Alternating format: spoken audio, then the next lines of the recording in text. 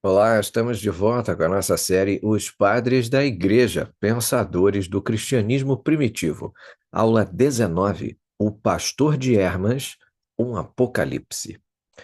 Nos primeiros séculos do cristianismo, um dos escritos mais populares dos padres apostólicos foi O Pastor de Hermas, que é de longe o escrito mais extenso dos padres da Igreja, muito mais longo do que qualquer livro que tenha, inclusive, entrado no Novo Testamento. Na verdade, é uma obra tão extensa que algumas pessoas, de fato, o consideram interminável. É uma obra que registra uma série de visões dadas a um profeta cristão chamado Hermas.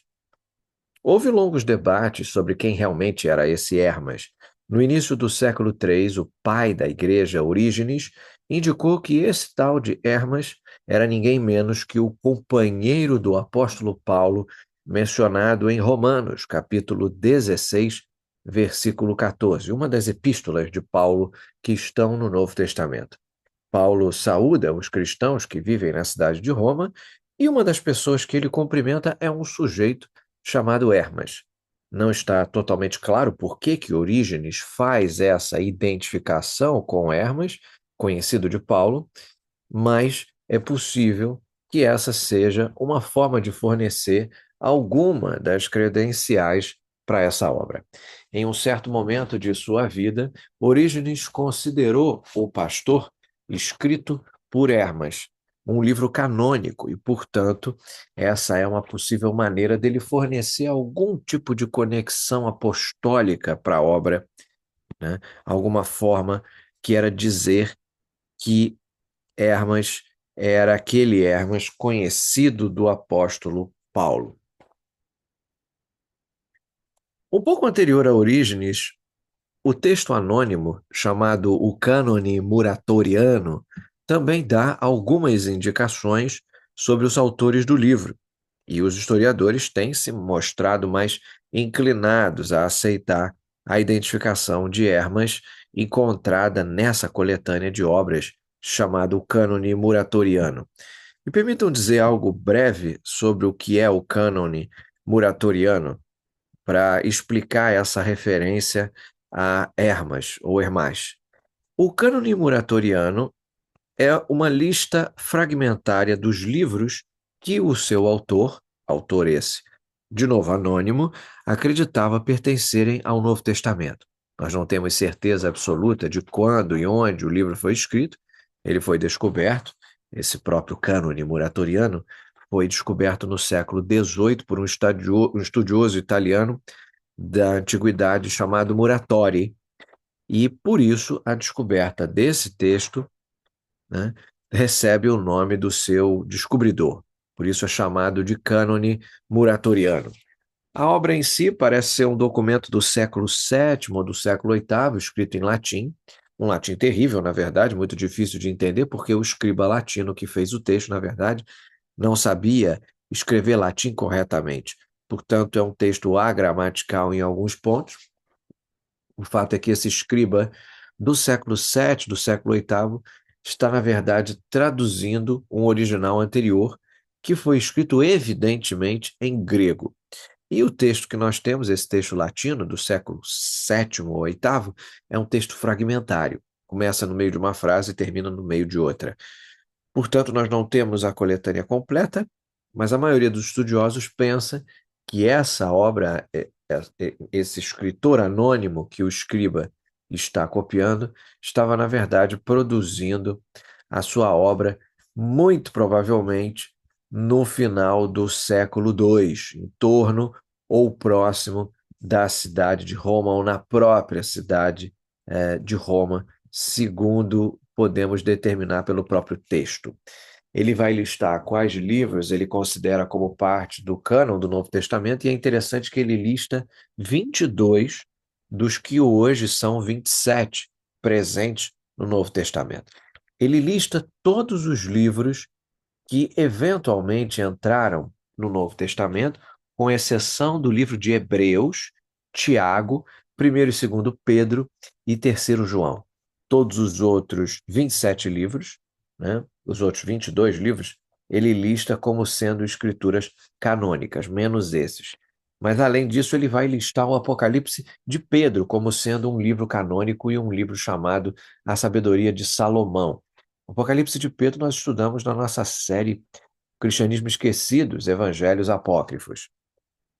E então ele vai listar, ele tinha ali um cânon de 24 livros, que era aproximadamente como o cânon que, no fim e no cabo, se torna o Novo Testamento, mas não é completamente idêntico ao livro atual do Novo Testamento.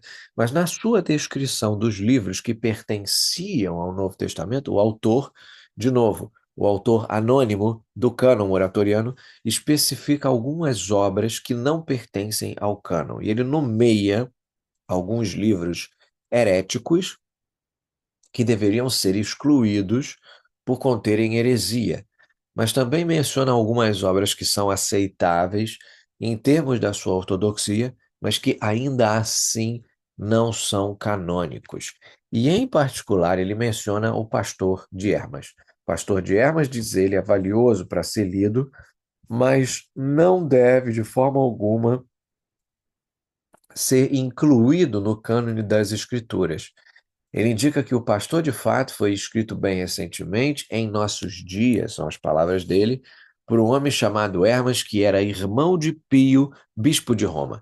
Em outras palavras, um dos primeiros papas, o Papa Pio, do início do século II, que tinha um irmão chamado Hermas, e Hermas teria sido quem escreveu O Pastor de Hermas, diz ele recentemente nos nossos dias. Ora, é possível que essa seja uma reminiscência histórica de quem Hermas realmente foi, e é por isso que o cânone muratoriano exclui o Pastor de Hermas da sua lista de livros do Novo Testamento, porque ele não é de fato um livro apostólico antigo, como nós vimos numa aula passada.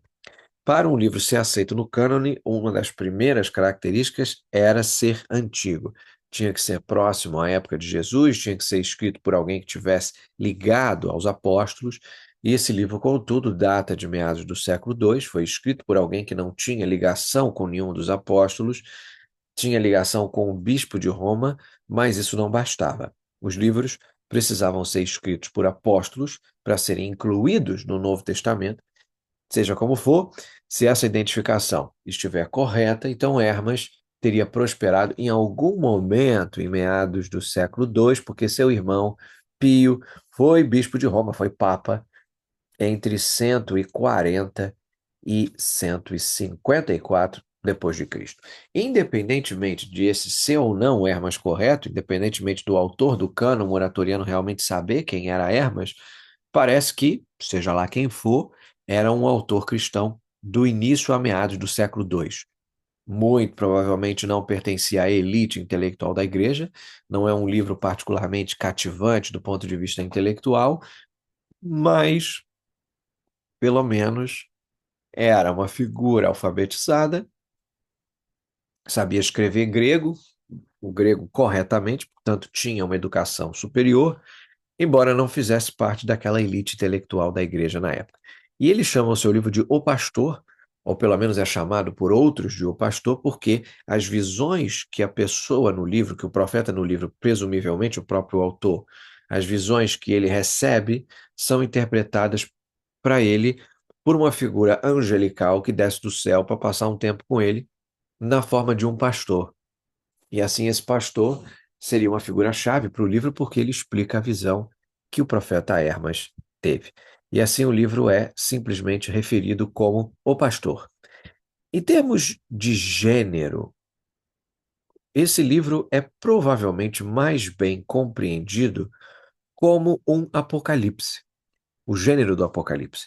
Apocalipses era um gênero popular entre judeus e cristãos nos primeiros 2 séculos depois de Cristo, embora o único Apocalipse que a maioria das pessoas conhece hoje seja o Apocalipse de João, aquele que acabou entrando no cânon do Novo Testamento.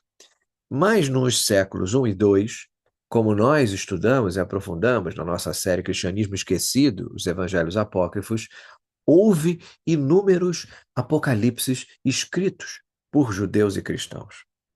Nós vamos explorar alguns desses outros apocalipses e veremos como o gênero apocalíptico funcionou como um gênero no nosso próximo encontro, principalmente para aqueles que não tiveram a ocasião de fazer o nosso curso Cristianismo Esquecido, os Evangelhos Apócrifos. Mas para os nossos propósitos do encontro de hoje, basta uma definição simples do gênero.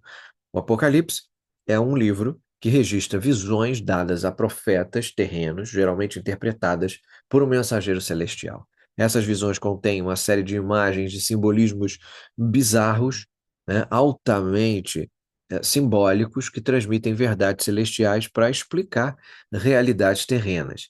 E as visões são declarações simbólicas que transmitem verdades celestiais para explicar realidades terrenas, respondendo a questões tão importantes como por que que existe sofrimento no mundo, por que que os justos são perseguidos e o que que se poderia esperar que acontecesse no futuro do mundo. Esses são o tipo de questões grandiosas que os apocalipses tentam abordar. E assim há todo um grande corpo, né, de literatura que consiste justamente nesses apocalipses, tanto na antiguidade judaica quanto na antiguidade cristã, né? Então, seria uma forma, se nós quisermos simplificar isso, de teodiceia de ficção científica para os oprimidos, né? A gente brinca dizendo que isso seria ficção científica, porque eles são aquilo que nós temos de mais próximo no mundo antigo de algo que seria uma ficção científica, porque nós temos pessoas que viajam no espaço, né, viajam para os céus, que seria o espaço sideral para aquelas pessoas, e veem outras formas de vida, outras formas de inteligência superior, se comunicam, né, com essas formas de inteligência superior e frequentemente aprendem sobre o que está acontecendo aqui na Terra. E isso coloca o que ocorre entre nós no contexto maior do universo. E são teodiceias, a palavra teodiceia vem do grego, que significa justiça de Deus.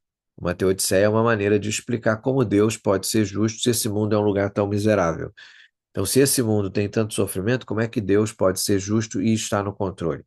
Né? Quer dizer, se ele está no controle, por que que ele não impede o sofrimento? E uma teodiceia explica por que Deus não impede o sofrimento. E esses apocalipses são teodiceias. Eles explicam por que que existe tanta dor e sofrimento aqui na Terra. Portanto, são teodiceias de ficção científica para os oprimidos. Apocalipses, como nós veremos no nosso próximo encontro, são em grande parte escritos para pessoas que estão vivenciando o sofrimento, para lhes dar uma explicação do porquê de estarem sofrendo. E assim, embora eventualmente os apocalipses tenham se tornado amplamente utilizados entre aqueles que não são particularmente oprimidos, por exemplo, no nosso contexto moderno, alguns dos maiores fãs do Apocalipse de João são, na verdade, pessoas da classe média que até que vão muito bem para os padrões do mundo e não têm uma grande opressão social como um todo, mas é fato que originalmente essas obras são escritas para aqueles que são oprimidos, para explicar que o seu sofrimento tem significado e que em breve vai chegar ao fim. Vão servir como lições importantes para aqueles que estão vivendo a opressão. O pastor de Hermas, então, seria um apocalipse cristão primitivo que quase entrou no Novo Testamento. Embora o cânone moratoriano o excluísse, havia outras pessoas que consideravam o pastor de Hermas parte da Escritura Sagrada. Ele foi incluído como parte do Novo Testamento em um dos nossos primeiros manuscritos do Novo Testamento, o famoso Codex Sinaiticus. O Codex Sinaiticus foi descoberto no século XIX por um inveterado descobridor de manuscritos, um homem chamado Konstantin von Tischendorf, que descobriu esse manuscrito no mosteiro de Santa Catarina, no Monte Sinai. E, para sua surpresa, alegria e espanto, essa obra incluía não apenas os livros do Novo Testamento, mas também incluía um trecho importante do Pastor de Hermas, considerado então canônico pelo escriba do Codex Sinaiticus do século IV. O Pastor de Hermas vai se dividir a obra em três seções principais, sendo, portanto, como eu disse, um livro extenso com três seções principais. Começa com uma seção com cinco visões dadas ao profeta, que representam uma série de revelações ofertadas a Hermas e que visam instruí-lo sobre a vida nesse mundo, especialmente no que se refere aos pecados contra Deus e à necessidade de arrependimento. Essas visões têm como tema constante que as pessoas pecaram contra Deus, especialmente o próprio Hermas e sua família, e que precisam se arrepender antes que seja tarde demais. Algumas das visões contêm mais de uma revelação, e assim, embora sejam categorizadas em 5 visões distintas pelos próprios manuscritos, a primeira visão tem uma revelação, mas algumas das visões têm várias revelações. Na quinta visão, o próprio pastor aparece a Hermas pela primeira vez e somos informados de que o pastor então passa a ser o seu intérprete e que isso vai acontecer pelo resto da obra de fato. O resto do livro mostra Hermas em companhia do pastor recebendo algum tipo de visão, né? Recebendo aí o pastor discutindo com ele o significado eventual dessa visão, né? Então tem toda uma simbologia envolvida. E o livro começa com 5 visões. Segue-se uma seção de 10 mandamentos, ou, na verdade, 10 conjuntos de mandamentos, que é uma seção do livro que inclui injunções éticas sobre como viver para Deus. Não é apenas uma lista de coisas que se deve ou não deve fazer. Alguns desses mandamentos envolvem visões que são interpretadas pelo pastor, no total 10 sessões, cada uma das quais é chamada de mandamento e às vezes chamada de mandato. Então, às vezes, você tem a divisão de visões e mandamentos, ou algumas pessoas chamam de visões e mandatos. E a terceira seção do livro, que é de longe a mais extensa, a mais longa, consiste em 12 parábolas, às vezes chamadas de similitudes, que não são parábolas no sentido que comumente nós pensamos quando Jesus conta uma parábola. Essas, na verdade, também são visões simbólicas que o autor vê, que são interpretadas pelo pastor.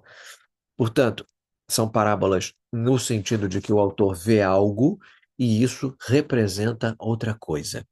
É uma visão simbólica ou alegórica que o pastor interpreta. Em geral, essas parábolas dizem respeito à igreja cristã, sua composição, seus problemas e sua necessidade de permanecer fiel a Deus.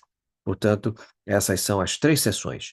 5 visões é a primeira, 10 mandamentos a segunda e 12 parábolas a terceira. Como se pode ver, mesmo por esse meu brevíssimo resumo, essas 3 sessões não são completamente distintas uma das outras. Por exemplo, há visões e mandamentos em cada uma das sessões. Todas as sessões têm visões, não é apenas a primeira sessão que consiste nas visões, né? E uma outra ilustração, aliás, de que essas sessões não são distintas umas das outras, é que a parábola mais longa do livro vai aparecer, é a nona parábola. Lembre-se que há 12 parábolas, a nona é a mais extensa. Ela continua, continua, continua e nunca acaba eternamente para muitos. E, na verdade, é uma exposição prolongada de uma das visões.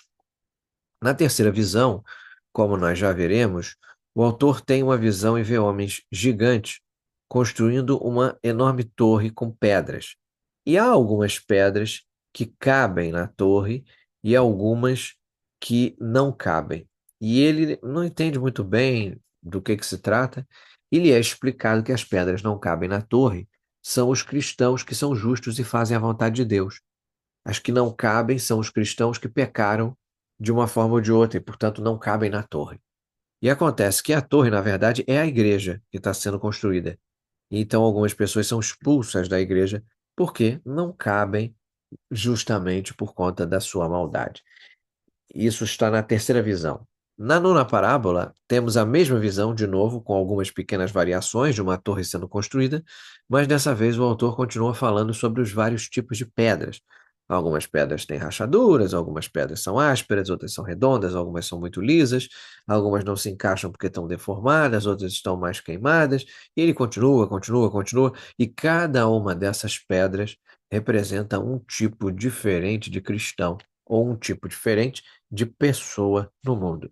Então o autor explica todas essas coisas sobre todas essas pedras e continua falando, continua falando, continua falando, que é uma nova parábola que, portanto, está intimamente relacionada com a terceira visão.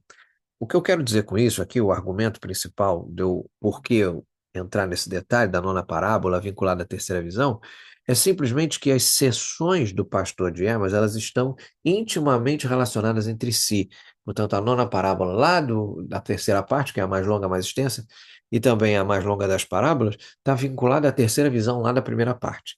Eu não tenho tempo, infelizmente, minha aula aqui com vocês é curta, né? Principalmente para abordar o livro inteiro, mas eu precisava aqui de pelo menos um curso inteiro desses de 25 aulas para poder estudar com vocês o livro todo, mas o que eu vou fazer, em vez de abordar o livro todo, é dar um exemplo de como é que ele parece, como é que ele funciona, e eu vou abordar especificamente a primeira sessão, que são as 5 visões que o autor tem. Eu acho que esse mergulho repentino dá mais ideia do que um resumo maior do livro como um todo. E isso vai nos dar essa boa noção, pelo menos, de quais são as preocupações gerais do nosso autor aqui. A primeira visão é muito interessante porque parece apresentar uma reflexão autobiográfica do autor. O autor parece falar sobre algo que realmente aconteceu com ele, e é um episódio muito interessante, como se vê. Começa logo de cara sem muita introdução. Ele diz: Aquele que me criou vendeu-me a uma certa mulher chamada Rod em Roma. E então, quem criou essa pessoa, talvez um padrasto, alguma coisa assim, vendeu como um escravo a uma mulher chamada Rod. Escravidão era muito comum no mundo antigo, em algumas partes do império mais do que outras, como era o caso da cidade de Roma. Provavelmente, um terço dos habitantes eram escravos, portanto, muito comum a escravidão nessa época. E seja como for essa pessoa, Hermas era escravo dessa mulher chamada Rod em Roma. Segue ele. Depois de muitos anos, reencontrei-a e comecei a amá-la como uma irmã. Então, aparentemente, ele foi liberto e a amava como uma irmã. Presumo que isso significa dentro de uma comunidade, dentro de uma igreja cristã. Segue ele. Quando algum tempo se passou, eu a vi banhando-se no rio Tibre. Então, agora a coisa está tomando um outro grau, né? Segue. E eu lhe dei minha mão para ajudá-la a sair do rio. Quando observei sua beleza, comecei a raciocinar em meu coração. Eu seria afortunado em ter uma esposa de tal beleza e caráter. Então vejam lá, fecha aspas, né? Ela aparentemente está se banhando nua no rio, né, no rio Tibre. Algumas pessoas vão duvidar que essa seja uma declaração autobiográfica, porque parece meio improvável que uma mulher da elite, né, uma mulher da classe alta, esteja simplesmente se banhando nua no Rio Tibre, mas algumas pessoas acreditam que aqui a coisa é autobiográfica. Então ele a ajuda a sair do rio, fica impressionado com a sua beleza e diz: Eu seria afortunado em ter uma esposa de tal beleza e caráter. Isso era tudo o que eu tinha em mente e nada mais, diz ele. Então ele não tem pensamentos além do eu teria sorte se tivesse uma esposa como ela. E nós vamos descobrir mais tarde, aliás, que na verdade ele já é casado. Então essa roda que está aqui em contraste com uma mulher com quem ele já é casado. Quando algum tempo se passou, segue ele. Eu estava viajando para o interior, glorificando as criações de Deus e pensando em quão grandiosas, notáveis e poderosas elas são. Então ele está caminhando pelo interior, cuidando da própria vida, pensando no quão glorioso Deus é, e de repente ele adormece. Não sei se ele adormece caminhando, mas aparentemente ele adormece. E o espírito o carrega para um lugar deserto, que é intransitável. É íngreme, todos os tipos de rios, de córregos que passam por ele, e você não consegue andar sobre ele até que você chegue num terreno plano. E ele dobra os joelhos, começa a orar a Deus, né? Faz uma genuflexão, confessa os seus pecados e é muito dedicado, confessa os seus pecados aqui por todo o livro. Enquanto ele orava, o céu se abriu e ele viu, aspas, a mulher que eu desejava, fecha aspas.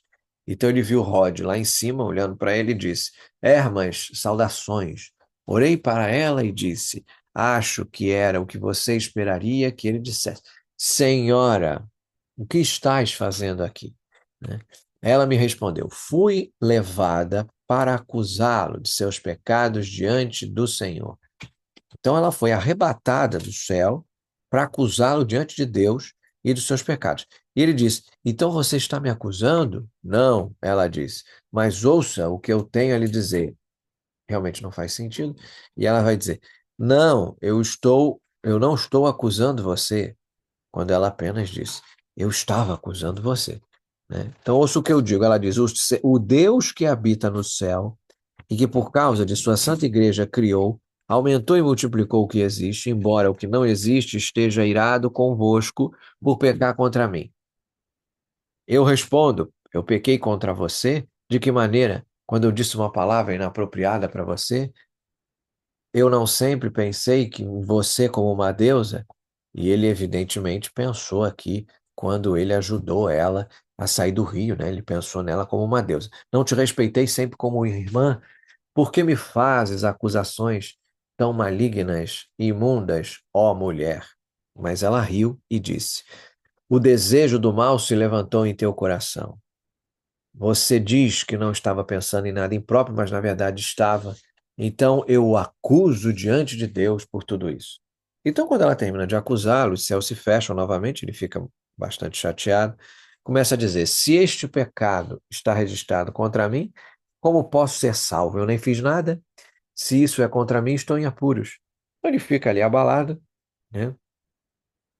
E ele diz: enquanto estava refletindo sobre essas coisas em meu coração e tentando chegar a uma decisão, vi à minha frente uma grande cadeia branca.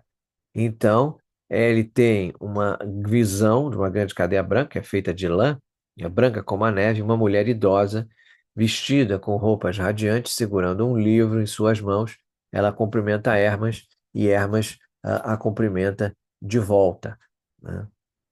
E ela diz: por que estás triste, Hermas? Vós que sois paciente, lento, para a ira, sempre rindo, por que vos estáis abatido, não alegre? E ele diz: bem, porque essa boa mulher tem me acusado, dizendo que pequei contra ela. E a idosa disse: que tal coisa nunca aconteça a uma serva de Deus, mas provavelmente algo surgiu em seu coração a respeito dela. Então, ele provavelmente fez algo errado. E ela prossegue dizendo: mas na verdade, Deus está irado com você, não por isso, mas porque você converta, mas para que você converta a sua casa, que agiu injustamente contra o Senhor e contra você e seus pais. Vocês não foram rigorosos o suficiente com os seus filhos, e agora eles cresceram e se tornaram pecadores. Então ela faz um longo discurso explicando o quão pecadores seus filhos são e como ele precisa levá-los, né, e se voltar para Deus. E essa é a primeira visão. E a segunda visão surge. O que acontece na segunda visão é que Hermas caminha pelo campo um ano depois, quase exatamente um ano depois, e o espírito mais uma vez o leva para essa área selvagem. Ele tem uma visão estática de se deslocar para a área selvagem, e quando ele chega lá, genuflexiona, começa a orar. E quando ele se levanta da oração, ele vê à sua frente a mesma mulher idosa que caminha lendo aquele pequeno livro, aquela pequena obra. Então ele quer saber o que que há nesse livro que ela está lendo, então descobre que são as palavras que foram escritas. Teu descendente Hermas rejeitou a Deus, blasfemou o Senhor e traiu seus pais com um grande mal. E, no entanto, eles adicionaram ainda mais atos licenciosos aos seus pecados e acumularam mais mal, e assim seus atos ilícitos foram tão longe quanto eles poderiam ir. Então, as palavras nesse livro são, na verdade, palavras sobre a sua família, dizendo que eles pecaram. E eles continuam dizendo que precisam se arrepender, porque se não se arrependerem imediatamente, vai ser tarde demais. E se for tarde demais, vão perder, né, a salvação. E, portanto, na segunda visão, Hermas é instado a colocar sua família na linha para que possam entrar no reino quando o reino chegar. Ora, a terceira visão é uma que eu já mencionei aqui para vocês, é aquela construção da torre. Ele vê essa senhora idosa novamente, quer saber do que se trata, e todas essas visões né, que ela vai dizer, olha, eu te encontro no campo, e onde é que fica o campo? Escolho uma parte do campo para ir onde quer que eu vá e eu lá te encontro. Então ele encontra um lugar nesse campo, espera por ela, então ele vê um local para se sentar, todo de marfim, montado no campo, e nesse local há uma almofada de linho e um pedaço de tecido de linho fino por cima. E ele fica surpreso, fica apavorado, porque esse local para se sentar apareceu do nada. Então ele vê uma mulher chegando com 6 jovens e ela o toma pela mão e o faz sentar nessa espécie de divã ali que surgiu. E ele quer sentar-se ao lado direito dela, ela diz: Não, você não pode sentar-se ao meu lado direito, você tem que se sentar no meu lado esquerdo. E ele fica chateado porque quer se sentar do lado direito dela. E por que eu não posso me sentar do lado direito? E ela diz: Porque o lado direito está reservado para outros já agradaram a Deus e que sofreram em nome do seu nome. E acontece que as pessoas que deveriam se sentar à sua direita são aquelas que experimentaram açoites, prisões, aflições, crucificações e bestas por causa do nome, enfim, por essa razão, o lado direito da santidade estaria reservado para eles. E como você não sofreu, então você fica do lado esquerdo. E assim ele não recebe o tal lugar de honra. E ela conversa com ele por um tempo, manda os 6 homens que vieram com ela embora e pergunta: mas você vê alguma coisa? E ele diz: Não, não vejo nada. E ela diz: Você não vê aquela torre sendo construída? E ele olha e lá está a torre sendo construída sobre a água feita de pedras. E as pessoas estão trazendo pedras para os 6 homens que estão construindo essa torre. E então ele descreve algumas dessas pedras, que algumas delas se encaixam tão perfeitamente que você nem consegue ver a junta entre elas, e outras pedras são deixadas em volta da torre que não estão sendo utilizadas na construção. Algumas têm aparência áspera, outras estão mais quebradas, algumas são largas, outras são arredondadas, ou outras simplesmente não se encaixam. Então ele vê todas essas pedras sendo usadas e não usadas para a torre, e ele quer saber o que que é isso, o que que isso significa, e ele pergunta à senhora e diz a ela: De que me adianta ver essas coisas se você não me diz o que que elas significam? Então ela olha para ele e diz: A torre que você vê sendo construída sou eu, a igreja que aparecia a você agora e antes. E então ela continua descrevendo que ela é a igreja, ela também é a torre, e por que que está sendo construída sobre a água? Porque uma pessoa entra na igreja somente através do batismo, através da água, e o que que são as várias pedras? As que se encaixam perfeitamente são os bons cristãos, especialmente os apóstolos e os bispos da igreja, e aí ela descreve essas várias pedras que não se encaixam na construção da torre, precisamente porque são cristãos que pecaram e se afastaram da fé e estão em perigo, então, de não serem incluídos na torre. A quarta visão é muito interessante. Nela, Hermas ouve: seja forte e não tenha dúvidas, seja decidido. E então, de repente, ele vê um monstro enorme, um monstro uns 30 metros de comprimento, terrível, assustador, está na estrada por onde ele caminha, percebe que tinha acabado de ouvir que precisava ser forte, que ter fé, então ele decide que precisa passar por esse monstro horrível. Então ele passa, o monstro se deita e não se move, apenas mostra a língua, como uma cobra mostra a língua, e ele passa sem nenhum problema. Então, logo da frente, ele encontra uma jovem que o diz: Você viu alguma coisa na estrada? Ele diz: Bom, tem um monstro na estrada. E ela diz: Sim, isso representa a tribulação que em breve virá contra vós e contra a sua família neste mundo. Se você permanecer fiel, será capaz de passar por essa aflição sem sofrer. Portanto, é um sinal de sofrimento. Então, quando ela termina, ela desaparece. Então, ele diz que se virou rapidamente, porque pensou ter ouvido um barulho, pensou que o monstro tinha vindo atrás dele, então ele não foi tão fiel assim no final como se vê, né? E vem a quinta visão, que é simplesmente o pastor aparece, se aproxima e diz a Hermas que efetivamente ele agora vai ser o seu intérprete para o resto dos mandamentos e do resto das parábolas. Isso serve só para a gente ter aqui uma ideia do livro. O fato é que O Pastor de Hermas é uma história muito, muito longa, com alguns temas bem básicos. As visões pretendem ser revelações celestiais que instruem os cristãos que vivem aqui na Terra, E a mensagem principal é que as pessoas, os cristãos, precisam ser fiéis a Deus e se arrepender dos seus pecados antes de que seja tarde demais, porque a torre será concluída, e quando a torre for concluída, então será o fim. Portanto, as pessoas precisam estar preparadas para a chegada do fim. E aqueles que se recusarem a fazê-lo serão removidas da igreja e vão sofrer as consequências quando chegar o fim dos tempos, algo que vai acontecer muito em breve. Então, no nosso próximo encontro, aprofundamos a questão dos apocalipses. Até lá.